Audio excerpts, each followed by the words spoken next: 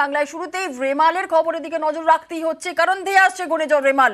বাংলাদেশের ল্যান্ডফল হবে ঘূর্ণিঝড় রেমালের, আর বাংলাদেশের মংলাতে ল্যান্ডফলের প্রবল সম্ভাবনা রয়েছে, এমনটাই বলছে মৌসুম ভবন। আজ মধ্যরাতেই আছড়ে পড়ার আশঙ্কা রয়েছে। আর ল্যান্ডফলের সময় এই রেমালের সর্বোচ্চ গতিবেগ থাকবে 135 কিলোমিটার। আর কি বলছে হাওয়া অফিস, কারণ আর কত দূরে ঘূর্ণিঝড় এই রেমাল রয়েছে, কতটাই বা শক্তিশালী হয়ে ঝাঁপিয়ে পড়বে আমাদের বাংলায়। আমাদের সঙ্গে রয়েছেন আমাদের প্রতিনিধি বিশ্বজিৎ সাহা। সরাসরি চলে যাব বিশ্বজিতের কাছে। বিশ্বজিৎ, আর ঠিক কত দূর রয়েছে রেমাল, কি বলছে হাওয়া অফিস? দেখো, এই মুহূর্তে রেমাল অর্থাৎ যে ঘূর্ণিঝড় তৈরি হয়েছে সেই ঘূর্ণিঝড় ক্রমশ শক্তি বাড়িয়ে তীব্র ঘূর্ণিঝড়ে পরিণত হওয়ার দিকে এগোচ্ছে। আর কয়েক ঘন্টার মধ্যেই তীব্র ঘূর্ণিঝড়ে পরিণত হয়ে যাবে এবং এই মুহূর্তে যেটি পূর্ব মধ্য বঙ্গোপসাগর ও উত্তর বঙ্গোপসাগরে এটি অবস্থান করছে, ক্রমশ উত্তর বঙ্গোপসাগরের দিকে চলে আসছে।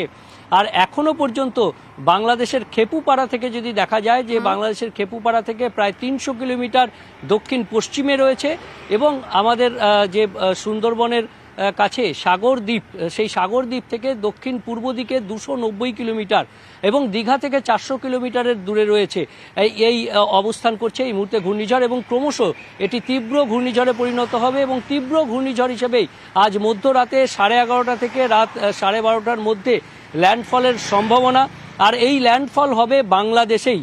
মৌসুম ভবন জানিয়ে দিল যে এই ল্যান্ডফল একেবারে বাংলাদেশের মংলা অর্থাৎ খুলনার কাছাকাছি। এই মংলা যে একেবারে সুন্দরবনের গা ঘেঁষে মংলা উপকূল, তার দক্ষিণ পশ্চিম দিক দিয়ে এটি একেবারে স্থলভাগে প্রবেশ করে যাবে এবং সরাসরি এর প্রভাব তো পড়বেই সুন্দরবন এলাকায়। দক্ষিণ 24 পরগনা সব থেকে বেশি ক্ষতিগ্রস্ত হবে, দক্ষিণ 24 পরগনা, তারপর উত্তর 24 পরগনা প্রবল বৃষ্টি, 100 থেকে 120 কিলোমিটার গতিবেগের দমকা ঝোড়ো হাওয়া। আর তার পরের রেঞ্জেই থাকবে পূর্ব মেদিনীপুর, কলকাতা, হাওড়া, হুগলি, নদিয়া, এই জেলাগুলিতেও ক্রমশ 80 থেকে 90 কিলোমিটার গতিবেগে দমকা ঝোড়ো হাওয়া, তার সঙ্গে অতি ভারী পড়বে যেমনটা বলছো। আর আমাদের কলকাতাতে কতটা প্রভাব পড়বে?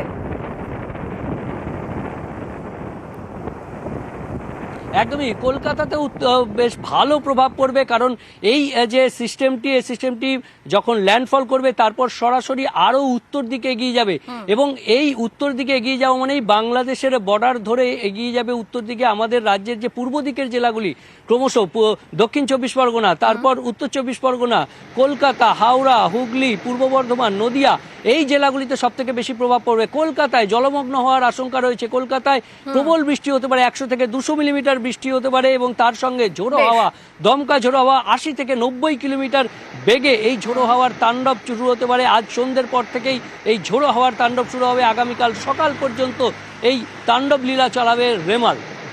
একেবারে অনেক ধন্যবাদ বিশ্বজিৎ। আজ মধ্যরাতেই আছড়ে পড়ার আশঙ্কা রয়েছে। ল্যান্ডফলের সময় সর্বোচ্চ গতিবেগ হবে 135 কিলোমিটার এবং ধীরে ধীরে আপনাদের যেমনটা আমাদের প্রতিনিধি জানাচ্ছিলেন যে শক্তি বাড়িয়ে তীব্র শক্তিশালী হচ্ছে রেমাল।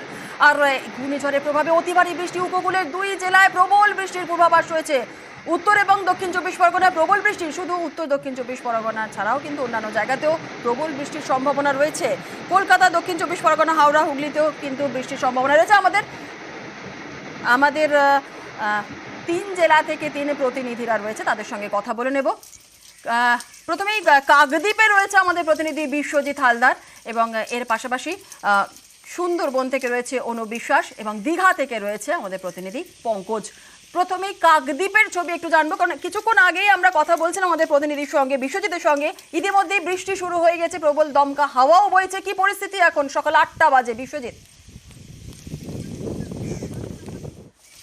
হ্যাঁ দেখো, যত সময় গড়াচ্ছে কিন্তু বৃষ্টি এবং দমকা হাওয়া কিন্তু বাড়তে শুরু করেছে এবং শুধু এই কাকদ্বীপ নয়, কাকদ্বীপ সহ যে উপকূলীয় এলাকা গঙ্গাসাগর কোস্টাল অর্থাৎ এবং ফ্রেজারগঞ্জ কোস্টাল, এই মুহূর্তে কিন্তু একদম দমকা ভালো পরিমাণে বাতাস কিন্তু অনুভব হচ্ছে এবং বৃষ্টিরও পরিমাণ ধীরে ধীরে কিন্তু বাড়তে শুরু করেছে, যেটা মনে করা হচ্ছে যে ইতিমধ্যে কিন্তু আংশিক প্রভাব কিন্তু পড়তে শুরু করে দিয়েছে কাকদ্বীপ সহ এই সমস্ত উপকূলীয় এলাকায়। তার পাশাপাশি বকখালি সমুদ্র সৈকত এবং যে গঙ্গাসাগর সমুদ্র সৈকত সেখানে কিন্তু পর্যটকদের ঢুকতে নিষেধ করে দেওয়া হয়েছে এবং যে হোটেলগুলো রয়েছে তাদের বুকিং কিন্তু বাতিল করে দেওয়া হয়েছে। তার পাশাপাশি সুন্দরবনে যে সমস্ত ফেরি সার্ভিসগুলো চলে সেই সমস্ত সার্ভিস কিন্তু এই মুহূর্তে বন্ধ করে দেওয়া হয়েছে, কারণ যে ধীরে ধীরে কিন্তু ঝড়ের যে আংশিক প্রভাব কিন্তু ইতিমধ্যে পড়তে শুরু করে দিয়েছে। ইতিমধ্যে এই যে পরিস্থিতির দিকে কিন্তু জেলা প্রশাসনের তীক্ষ্ণ নজর রেখে দিয়েছে। তারা কিন্তু প্রতিটা ব্লক ওয়াইজ কিন্তু নজরদারি চালাচ্ছে। এনডিআরএফ এর 3টি টিম রয়েছে, নামখানা, কাকদ্বীপ এবং সাগরে 3টি টিম কিন্তু এনডিআরএফ এ রাখা হয়েছে এবং যে পর্যটন কেন্দ্রগুলি রয়েছে গঙ্গাসাগর এবং যে বকখালি সেখানে কিন্তু ডিজাস্টার ম্যানেজমেন্টের লোককে মোতায়েন করা রয়েছে, যাতে না কেউ কোনো পর্যটক সমুদ্রে যায় বা কোনো জায়গায় যায় সেই দিকে কিন্তু নজর রাখা হচ্ছে। একেবারে তৎপর রয়েছে প্রশাসন। আর কাকদ্বীপের পাশাপাশি আমরা সুন্দরবনের দিকে একটু নজর রাখছি। সুন্দরবনেতেও কিন্তু সেখানে সকাল থেকেই চলছে মাইকিং। আর কি পরিস্থিতি, সকাল থেকে বৃষ্টিও একটু হলেও শুরু হয়ে গিয়েছে, দমকা হাওয়াও বইছে। এই মুহূর্তে কি পরিস্থিতি রয়েছে আমাদের প্রতিনিধি অনুপ বিশ্বাস রয়েছে, সরাসরি অনুপের কাছে চলে যাবো। অনুপ, কি ছবি এখন সকাল থেকে? দেখো, সকাল থেকেই কিন্তু হচ্ছে মেঘলা আকাশ এবং বৃষ্টির সঙ্গে দমকা হাওয়া। এই দমকা হাওয়া এবং বৃষ্টি যে আবহাওয়া দপ্তর সূত্রে যেটা জানানো হয়েছিল সেটা কিন্তু ইতিমধ্যে কিন্তু তার প্রভাব পড়ে গেছে সুন্দরবনের বিভিন্ন এলাকায়। এর ফলে কিন্তু যে প্রশাসনের পক্ষ থেকে নজরদারি চালানো হচ্ছে এবং যেসব দুর্বল নদীবাঁধ রয়েছে, এমনকি যেসব দুর্বল কাটাবাড়িগুলি রয়েছে সেগুলোর দিকেও নজর রাখা হচ্ছে। এলাকার মানুষজনদের মাইকিং করে সতর্ক করা হচ্ছে এবং যেসব মৎস্যজীবী মাছ ধরতে গেছেন তাদেরকে নির্দেশ দেওয়া হয়েছে অবিলম্বে ফিরে আসার জন্য। এবং নদীর পাড়ে যারা বসবাস করছে তাদের জন্য ফ্লাড সেন্টার এবং বিভিন্ন বিদ্যালয় তারা কিন্তু প্রস্তুত রেখেছেন, সঙ্গে পানীয় জল এবং পর্যাপ্ত পরিমাণে শুকনো খাদ্য ও পানীয় জল সঙ্গে রাখুন।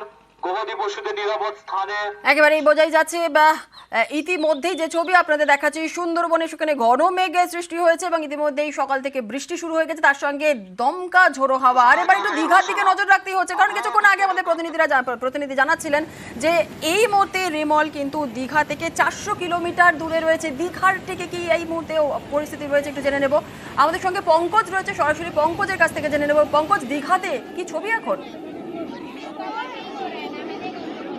দেখো জুনিলা, সকাল থেকে কিন্তু দীঘাতে কিন্তু ব্যাপক ঝড়ো হওয়ার সঙ্গে কিন্তু বৃষ্টি। শুধু দীঘা নয়, উপকূলবর্তী এলাকার যেখানে পূর্ব মেদিনীপুর জেলার দীঘা, শঙ্করপুর, তাজপুর, মন্দারমণি জুড়ে কিন্তু সকাল থেকে কিন্তু ব্যাপক দমকা হাওয়ার সঙ্গে বৃষ্টি হচ্ছে। এক্ষেত্রে পুলিশ প্রশাসন, যেখানে পূর্ব মেদিনীপুর জেলা পুলিশ প্রশাসনের পক্ষ থেকে যথেষ্ট তৎপর রয়েছে, যেখানে তাদের মাইকিং চলছে দফায় দফায় করে। এবং ঘাটগুলিতে তোমাকে দেখানোর চেষ্টা করবো যে ঘাটগুলিতে পর্যটকরা থাকে, সেখানে কিন্তু পর্যটকদের কিন্তু স্নানে যাওয়ার বাধা দিয়েছে। যেখানে আজ রবিবার, সোমবার, মঙ্গলবার এই 3 দিন কিন্তু এই সমুদ্রে কিন্তু পর্যটকদেরকে স্নান করতে বাধা দেওয়া হয়েছে মাইকিং করে, এমনটাই জানানো হয়েছে। তোমাকে দেখানোর চেষ্টা করবো, আমার ক্যামেরা পার্সন সৃষ্টিকে বলবো যে ঘাটগুলিতে এই মুহূর্তে ঘাটগুলিতে দড়ি দিয়ে কিন্তু ব্যারিকেড বাঁধার চেষ্টা করছে লুনিয়ারা, যেখানে প্রশাসনের পক্ষ থেকে যেখানে লুনিয়ারা রয়েছে তারা কিন্তু দড়ি দিয়ে বাঁধার চেষ্টা করছে যাতে করে পর্যটকরা সমুদ্রে না নামে। এখন এই মুহূর্তে কিন্তু যথেষ্টই উত্তাল রয়েছে, দীঘা সৈকত জুড়ে কিন্তু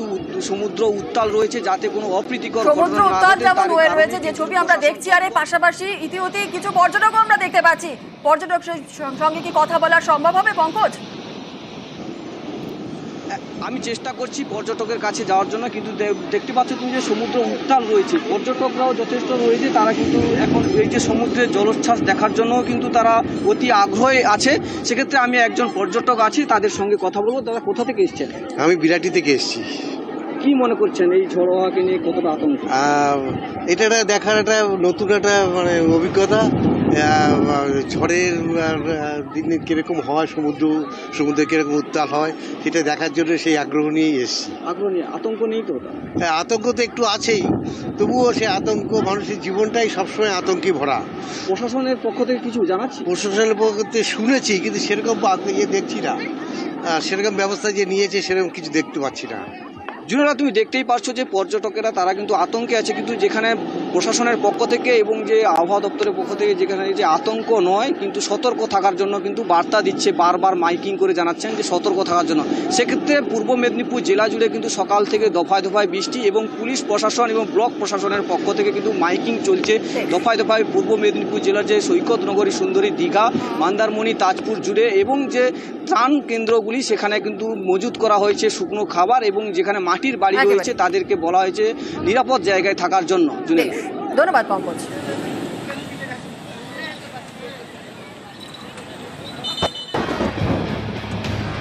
বঙ্গোপসাগরে তৈরি হওয়া ঘূর্ণিঝড় রেমাল আমাদের স্থানীয় পশ্চিমবঙ্গ উপকূলে আসতে পড়তে চলেছে।